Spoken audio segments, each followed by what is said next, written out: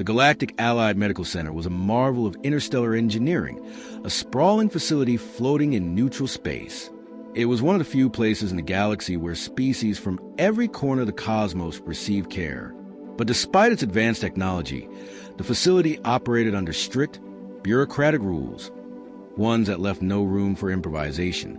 Emily Carter, one of the few human nurses stationed at the center, had already earned a reputation, not for insubordination, but for something alien to most of her colleagues: instinct. While other medical professionals relied solely on protocols, Emily acted in moments of crisis. And now, that very instinct had placed her at the center of a storm. It started with a code blue. The medical wing erupted into controlled chaos as alarms blared. General Tveresh, a 900-year-old Draconian war hero, lay motionless, his massive reptilian form slumped on the biobed. His scales, once a deep obsidian, had dulled to an ashen gray. His 3 hearts had ceased their rhythmic pulse, and his neural activity was plummeting. The attending physicians hesitated. Draconians were among the most resilient species in the known galaxy, but their biology was notoriously difficult to treat. Worse, their cultural doctrines forbade certain medical interventions, considering them dishonorable. And now, the team was frozen, bound by rules rather than action. Emily didn't hesitate. She shoved past the startled attendants and climbed onto the biobed. Without waiting for clearance, she laced her fingers together and pressed down hard on the general's chest, beginning compressions. A horrified gasp rippled through the room. "You cannot do that," one of the physicians barked. "She's violating protocol," another shouted. A security officer moved toward her, but she didn't stop. Her arms burned as she continued the compressions, sweat beading on her forehead.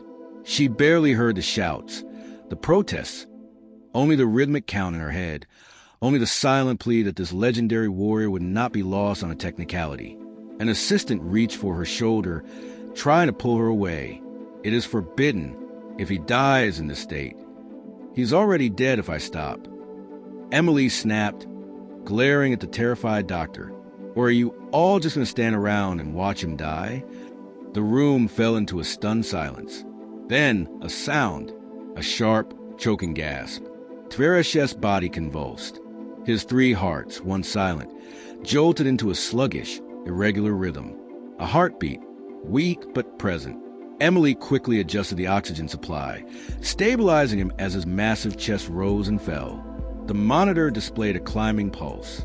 The room remained still, but she could feel the weight of every eye on her, not in admiration, in horror. She stepped back, panting. "You're welcome," she muttered. The silence shattered as a shrill alarm blared. This time, not a medical one, a security notification. Emily barely had time to catch her breath before 2 uniformed officers stepped in. Their deep violet skin and featureless black eyes marked them as Lit-Hari, the species responsible for enforcing regulations at the medical center. "Nurse Emily Carter," one of them said, voice flat and emotionless. "You are hereby suspended from duty, effective immediately." Emily blinked, still winded. "Are you serious? You have directly violated Galactic Medical Protocol 17.12, intervening in a classified species emergency response without authorization."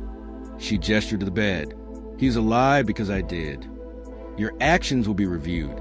Until then, you are to remain in confinement." The words barely registered before she felt the cold clamp of a restraining band around her wrists. Gasps of disbelief echoed from some of the younger staff, but no one stepped in to protest.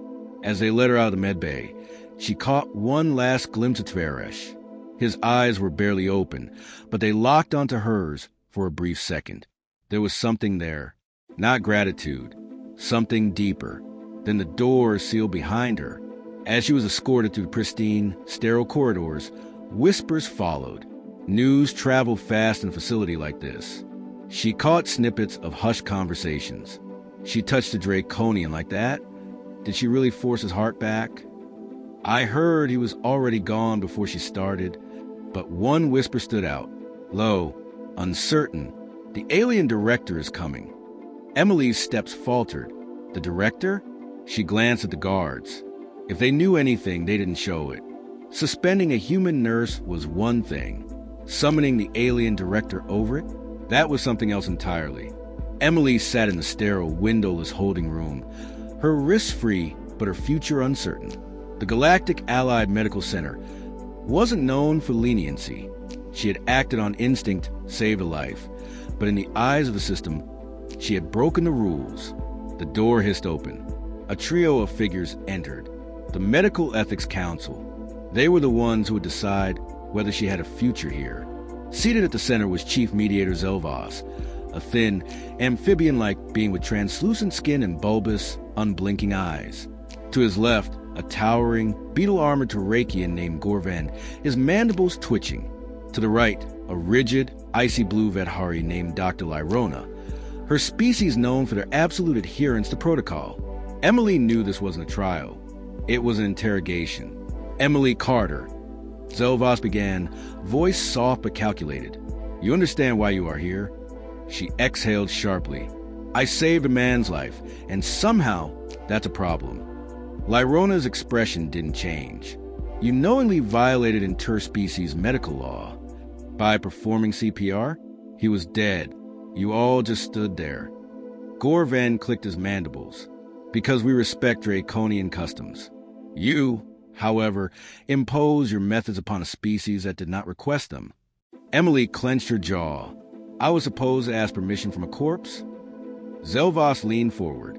Draconians have survived for millennia without human intervention. If one of our own did what you did, they would be exiled from their medical order. Their species would demand restitution. So tell me, human, his unblinking eyes fixed on her, do you believe your way is the only way? Emily stared back, refusing to look away. I believe that when someone is dying, you do something. A pause. The air was thick with tension. Then Lyrona tapped the control panel. A holographic feed flickered to life. Surveillance footage from the medbay. It replayed everything.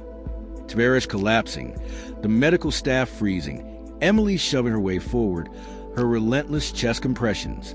The footage stopped at the exact moment the general's body convulsed. The moment life returned to him. Silence. Then Gorven spoke.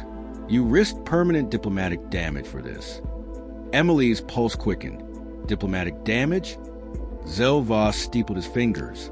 The Draconian High Council has not yet responded to this incident.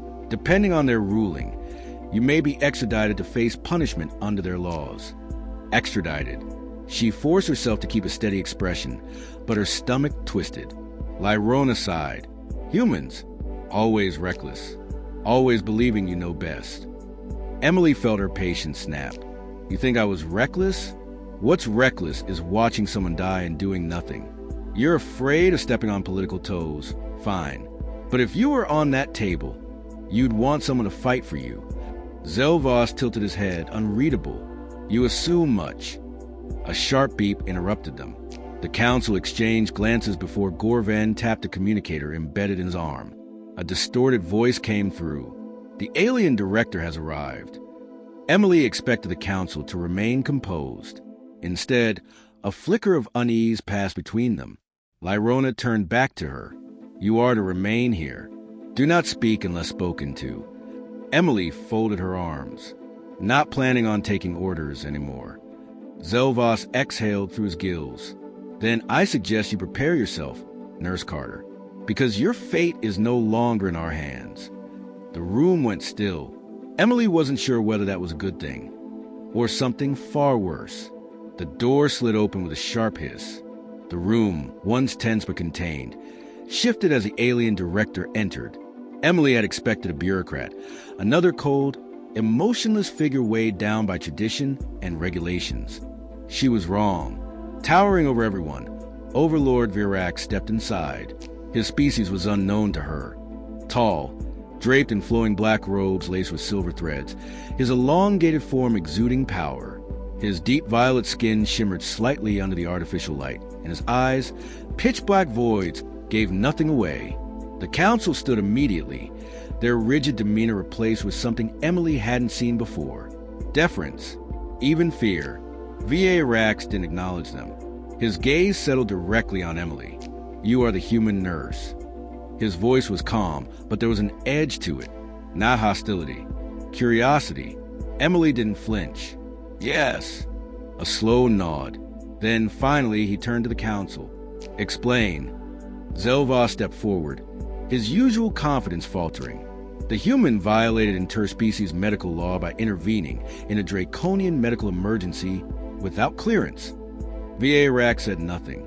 Lyrona added, she forcibly revived a being whose species considers such intervention dishonorable. Still, he remained silent. Gorven cleared his throat. There's concern that her actions, if left unpunished, may encourage further disregard for protocol. VA Rax raised a hand. The council fell silent. Then he spoke. The draconian General summoned me. The weight of those words settled over the room. Emily blinked. What? Lyrona paled. That cannot be. Vierax turned his head slightly, and as if on cue, a holographic transmission flickered to life beside him. Tverish appeared, still weak, still recovering but alive. His deep-set golden eyes locked onto the council. His voice, though hoarse, held command. I owe this human my life. A pause, and that is something I do not take lightly. The silence in the room was absolute. The council shifted uneasily. Tverish continued. I was dying, and you, my supposed healers, stood idle, watching, waiting. Had it not been for her, I would be nothing but ash. Gorven tried to speak. General, we only followed. You followed rules. She followed duty. Emily couldn't stop herself. I just did what needed to be done. VA Rax turned back to her. And that, he said, voice low, is what makes your species dangerous. She stiffened. He studied her for a moment longer before addressing the council. Her suspension is lifted. Lyrona visibly tensed. But the protocols... Vierax's gaze snapped to her. If your protocols would have let a war hero die for the sake of procedure, then they're flawed. Lyrona swallowed hard, but said nothing. Vierax turned back to Emily. You are reinstated. A pause. But you will not be staying here. Emily frowned. What do you mean? The alien director's expression didn't change. You have been offered something far greater than a place in this hospital. She narrowed her eyes. Offered by whom? His response was simple. By me. Emily's mind raced. Offered by him? She glanced at the council, expecting outrage, resistance. Anything. Instead, they were silent, as if whatever Virax decided was beyond their power to contest. Even Zelvas, who had spent the entire interrogation picking apart her actions, kept his gaze lowered. She turned back to Virax. You're offering me what exactly? The towering figure regarded her for a long moment before answering. A place among the elite crisis division. She had heard whispers of before. A shadowed organization operating far beyond standard galactic institutions. They weren't bound by protocols or politics. They intervened where no one else would. They saved lives when others hesitated. Emily exhaled. Why me? Vierax's void-like eyes didn't waver. Because you are human. She frowned. That doesn't explain anything. It explains everything. He stepped closer. You think the Council's resistance to your actions is about medical protocols? It is not. His voice dropped lower. It is fear. Emily's pulse quickened. Fear of what? VA Rack studied her. Of what happens when humans refuse to follow the rules, when they act on instinct, when they fight against logic itself, and when... She thought of the moment she had pressed her hands against Tverishev's chest, felt his lifeless body beneath her, the moment everyone else gave up, but she refused. He was right. Vierax continued. You defied the laws of this place, and in doing so, you upheld a greater law, the law of survival. A pause. That is why I've chosen you. Emily felt the weight of his words settle over her. The council shifted uncomfortably, but no one spoke. Tverishev's holographic form leaned forward slightly. If you decline this offer, you may return to your post. No punishment will befall you. His golden eyes gleamed. But understand this. You do not belong there anymore. Emily swallowed. She could go back. Continue working in a place that now saw her as a problem rather than an asset. Or she could step into the unknown, into something bigger. Her fingers curled into fists. The answer was clear. She met Vierax's gaze. I'm in. For the first time, a hint of something, approval, perhaps, flashed across his expression. Then you begin immediately. The council's influence was shattered. Tvereshev's life was no longer a point of debate. And Emily Carter, just a simple human nurse, had been pulled into something far greater than she had ever imagined. As she stepped forward, leaving the past behind, she understood one thing. The galaxy had underestimated humans for too long.